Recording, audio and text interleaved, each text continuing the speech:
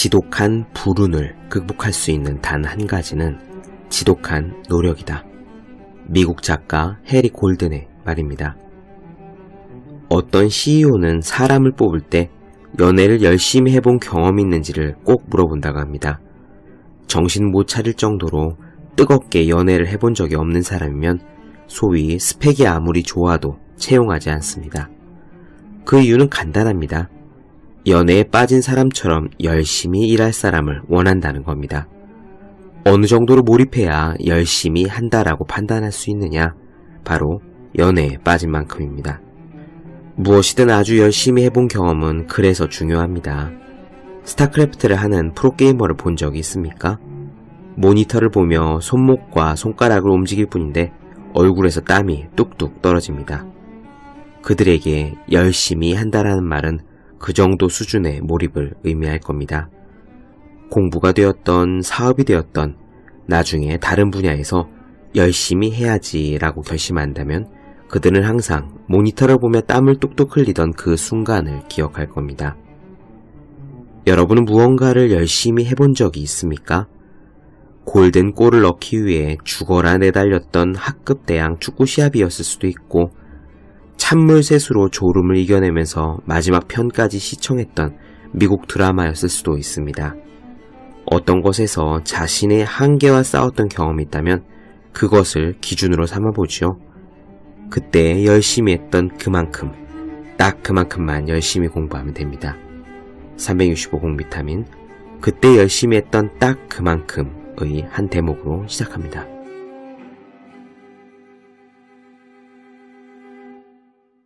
네, 안녕하세요. 본격 공부자극 팟캐스트 서울대는 어떻게 공부하는가 한지우입니다. 아직 책 읽기가 그다지 익숙하지 않은 독서 초보자들은 책을 읽는 방법이 궁금합니다. 시작한 지 얼마 안 된 자신의 독서 방법이 맞는지 알고 싶은 겁니다. 뿐만 아니라요, 스스로 어느 정도는 책과 친숙한 독자라고 생각하는 사람들의 경우에도 책을 읽는 방법에 대해서는 여전히 깊은 갈증을 느끼고 있습니다. 혹시 지금보다 더 나은 길은 없는지, 경험 많은 독서가들이 활용하는 특별한 노하우는 또 없는지 궁금하기 때문입니다. 그래서 여기에서 어떻게 책을 읽어야 하는가에 대한 가장 기초적인 질문들 몇 가지를 정리해 보았습니다. 첫째, 책은 언제 어디에서 읽는 것이 좋은가? 둘째, 한 권씩 읽는가? 여러 권을 동시에 읽는가? 셋째, 메모를 하는가? 밑줄을 치면서 읽는가? 넷째, 왜 읽어야 하는가? 혹은 최고의 독서법. 국내외에 내로라 하는 독서가들의 목소리를 함께 실었으니까 이 정도면은 믿고 따라도 될 것입니다. 비록 지금 소개하는 이야기들이 정답은 아니겠지만 제법 우수한 답안임에는 틀림이 없습니다. 이 기초를 토대로 여러분 자신에게 꼭 맞는 책 읽기 방법을 찾아내기 바랍니다. 우선 첫 번째, 책은 언제, 어디에서 읽는 것이 좋은가? 먼저 일정한 시간에 일정한 장소에서 책을 읽는 방법이 있습니다. 이런 방법의 가장 큰 장점은 루틴입니다. 루틴이란 규칙적으로 하는 일의 순서와 방법을 뜻합니다. 사전적으로는 틀에 박힌 일상처럼 다소 부정적인 의미를 갖고 있는 것이 사실입니다. 하지만 퀴퀴한 사전을 집어던지고요, 현실 속으로 눈을 돌리면 이 루틴이라는 단어에 대한 평가가 대폭 달라짐을 깨닫게 됩니다. 높은 생산성과 뛰어난 성과의 비결로 루틴을 꼽는 사람들이 많기 때문입니다. 피부에 닿는 손쉬운 사례들은요, 주로 스포츠 스타에서 찾아볼 수 있습니다. 운동선수들은 하루 일과와 훈련 방법에 있어서 지독한 루틴을 따르는 경우가 무척 많지요. 식단과 스케줄, 수면 일정에서 루틴을 고수하는 것은 물론이고요. 훈련이라 그래도 그 세부적인 디테일 하나하나, 이를테면 스트레칭 순서 같은 것들을 지극히 정확하게 똑같은 방법으로 반복합니다. 이것은 스스로의 컨디션을 늘 최상의 리듬으로 똑같이 유지하기 위함입니다. 하나의 예로요. 미국 야구 메이저리그의 전설적인 타자 이치로가 있죠. 그 이치로는 수년째 점심시간에 똑같은 종류의 피자를 먹는다고 합니다. 메이저리그에 진출한 지 15년이 지났는데 그 15시즌 동안 몸무게의 변화는 고작 500g 이내라고 합니다. 이런 루틴의 힘은 책 읽기에도 적용될 수 있습니다. 늘 같은 시간에 같은 장소에서 책을 읽는다면 우리 몸이 그 리듬을 기억하게 돼서 책이 더 잘 읽힙니다.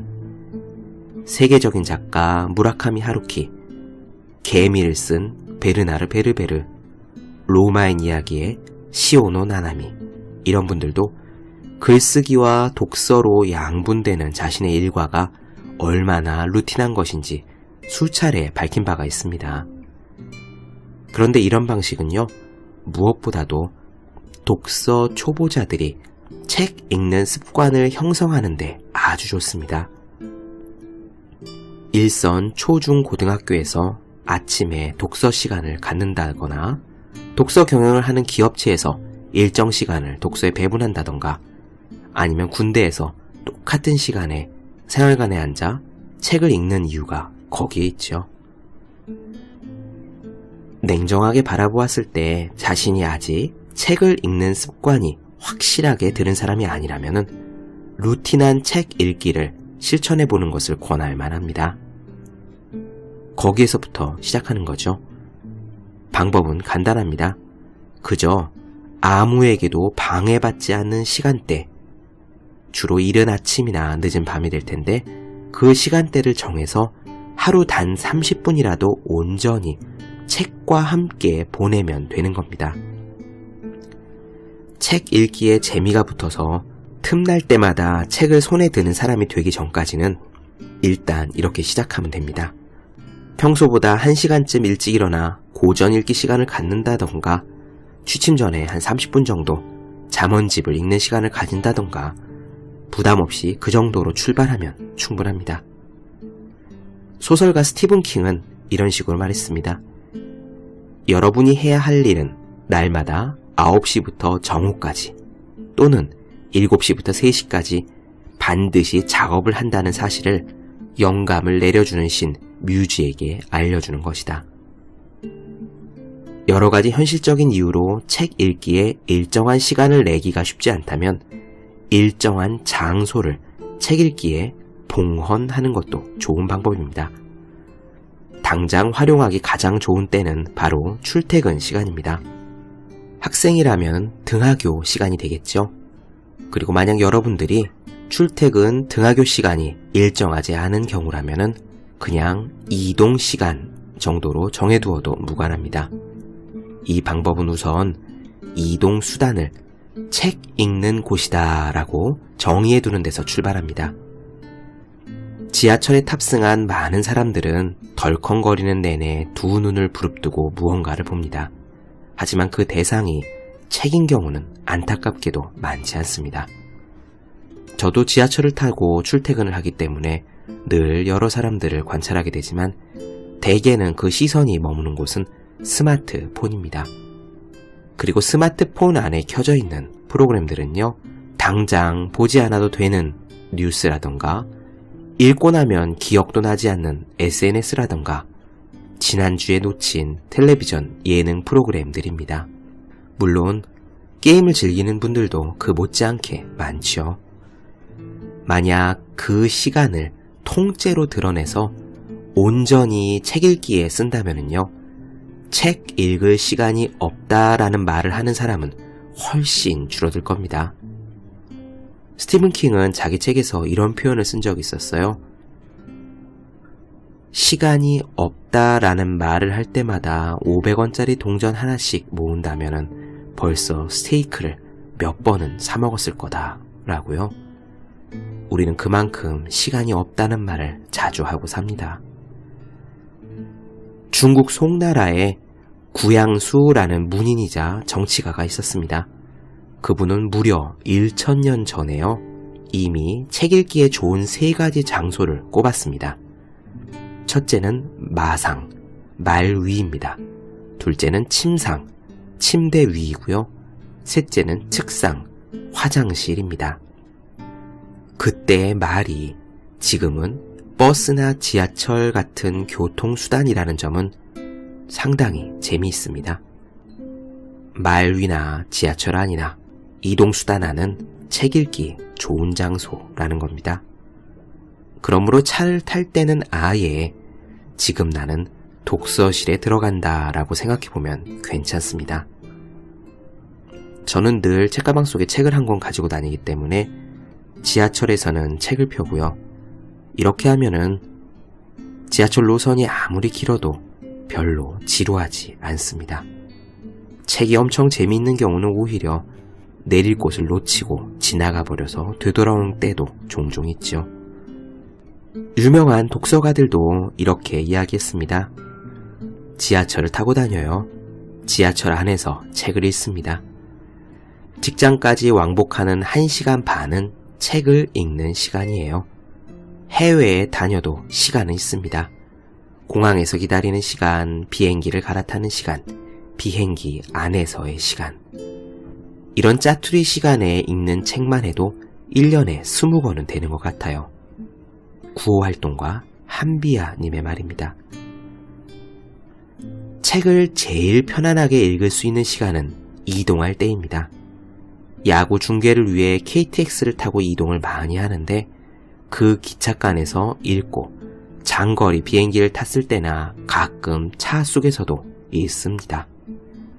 야구 해설가 허구현님의 말입니다. 가능하다면야 일정한 시간에 일정한 장소에서 책을 읽는 것이 이상적입니다. 하지만 현실은 그리 녹록지 않지요. 스케줄이 빡빡하다 보니 루틴한 독서는커녕 가족과 대화할 시간조차 제대로 확보하기 어려운 것이 요즘 사람들의 이야기입니다. 시간이 없다라는 투덜거림 앞에서 독서 시간은 사치의 다름 아닐지도 모릅니다. 그렇다면 어떻게 해야 할까요? 책 읽기를 포기해야 할까요? 물론 여러분들이 책을 손에서 놓아버리는 쪽을 택한다면, 그러기로 결심한다면 할 수는 없습니다. 하지만 만일 독서의 필요성만은 여전히 공감하고 있다면, 그래서 책 읽을 시간이 없어서 안타까워할 정도라면 아직 희망은 있습니다. 무엇일까요? 바로 틈틈이 읽는 것입니다. 큰 성공을 거둔 유명인들은 바쁜 일정을 비집고 어떻게든 그 사이에 책을 끼워 넣습니다. 꾸준한 독서만이 지속 가능한 성공의 비결이라는 사실을 알고 있기 때문입니다. 그러나 그런 이들은 너무 바쁘기 때문에 루틴한 책 읽기 같은 것은 언감생심, 꿈도 꾸지 못합니다. 1년에 며칠 연속으로 휴가를 낼 수 있는 거는 겨우 여름 휴가철 정도죠. 그때나 되어야 두꺼운 책을 꺼내들고 팔목이 뻐근하게 아플 정도로 페이지를 연속해서 넘길 시간이 납니다. 휴가철에 권장 도서 목록이 반짝 회자되는 이유입니다. 그런 분들은 평소에 문자 그대로 어떻게든 책을 읽습니다. 틈틈이 짬이 날 때마다 단 몇 페이지라도 책을 집어드는 겁니다. 따라서 책을 읽는 시간이 따로 없으며 그렇기 때문에 책을 읽는 장소도 따로 정해져 있지 않습니다. 일을 하다가 나는 짬이 책을 읽는 시간이요. 지금 있는 그 장소가 독서실입니다. 이렇게 하려면 항상 주변에 책이 놓여 있어야 하고 틈이 나면 스마트폰 대신 책을 집어드는 습관이 들어있어야 합니다. 쉬운 일은 아니지만 그렇다고 눈앞이 캄캄할 정도로 어려운 일도 아닙니다. 다른 모든 성공자들이 바로 그런 식으로 읽고 있다는 사실을 인식해야 합니다. 첼리스트 장한나님은 이렇게 말했습니다. 항상 손에 닿기 쉬운 곳에 있으면 자연스레 책과 가까워질 수 있는 것 같아요. 책을 읽는다는 것은 크게 시간을 들여서 계획해서 한다기보다 그저 공기처럼 자연스럽게 같이 호흡하는 것입니다. 제 주변을 둘러보면 항상 책이 있습니다. 그래서 이 책을 언제까지 읽어야지 하고 시간을 정해두기보다는 시간 날 때마다 그저 편안하고 자연스럽게 손이 가게 됩니다. 그럼 책과 늘 맞닿아 있다는 생각이 들고 책을 읽는다는 것이 참 쉽고 즐거워집니다. 소설가 성석재 님도 이렇게 말했습니다. 시간이 나는 대로 밥을 먹을 때에도 또는 음악을 들을 때나 잠자기 전에도 책을 읽습니다. 잠을 잘 때를 빼놓고는 거의 책을 들고 있는 편입니다. 마지막으로 시골 의사 박경철님의 이야기를 소개합니다. 송구스러운 말씀이지만 솔직히 나는 시간이 없어 바쁘다 라고 말씀하시는 분 중에서 자신이 목표하는 곳에 꿈꾸는 곳에 가 있는 분을 뵌 적이 없습니다. 우리는 항상 바쁜 것 같은 착각을 하지요. 가장 바쁜 날 저의 일정을 예로 들면은 조금 황당하시겠지만 이렇습니다. 아침 5시 30분에 일어나 7시부터 9시까지 라디오를 진행하고 잠시 회의를 마치고 운동을 한 다음에 11시 반에 강연을 갑니다. 그 후 비행기를 타고 울산에 가서 강의를 하고 KTX를 타고 대구를 이동해서 또 강의를 하고 다시 서울로 돌아와 강연을 마치고 11시 정도에 잠깐 모임에 얼굴만 내밀었다가 와서 자는 날도 있습니다. 이렇게 들으면은 헉 하고 깜짝 놀라지 않습니까? 그런데 이것을 어떤 생각을 하느냐에 따라 다릅니다. 예로 들면 비행기를 타고 울산까지 가면 40분, 50분 동안 누구의 방해도 받지 않고 비행기 안에서 책장을 넘길 수 있고요. KTX를 타고 올라올 때 최소한 2시간은 책을 읽을 수 있습니다. 심지어는 집에서도 식탁 옆에 책이 한 권 있어요. 그렇게 보면 중간에 책 읽을 수 있는 시간이 많은데 그 점에서 독서가 참 좋습니다. 그러므로 이렇게 요약해 봅시다. 책은 언제 어디에서 읽는 것이 좋은가? 할 수만 있다면 일정한 시간, 일정한 장소를 정해놓고 루틴하게 읽는 것이 좋습니다. 그러나 여의치 않다면 특정한 장소를 책 읽는 곳으로 정해두는 방법도 괜찮습니다. 독서 초보자라면 이 루틴한 방법을 우선적으로 시행해 볼 일입니다. 하지만 시간이 없고 바빠 그마저도 어렵다면 남은 방법은 한 가지입니다.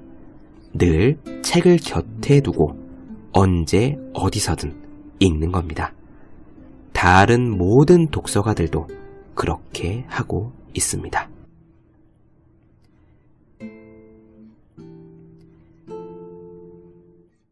네, 본격 공부자극 팟캐스트 서울대는 어떻게 공부하는가? 오늘은 어떻게 책을 읽어야 하는가에 대한 가장 기초적인 질문들 중 책은 언제 어디에서 읽는 것이 좋은가에 대해서 이야기를 나누어 드렸습니다. 더 많은 이야기가 궁금하신 분들, 질문사항 있으신 분들은 제 네이버 블로그 허생의 즐거운 편지를 찾아주시면 되겠습니다. 그리고 매일매일 공부하시는 분들, 여러분 주변에 매일매일 공부하시는 그분들을 위해서 공부하기 전에 하루 한쪽씩 읽는 책 365 공부 비타민을 선물해 주시면 좋을 것 같습니다. 저는 다음 시간에 이어서 뵙겠습니다. 오늘은 여기까지 할게요. 여러분 모두 열심히 공부하십시오. 저도 열심히 하겠습니다.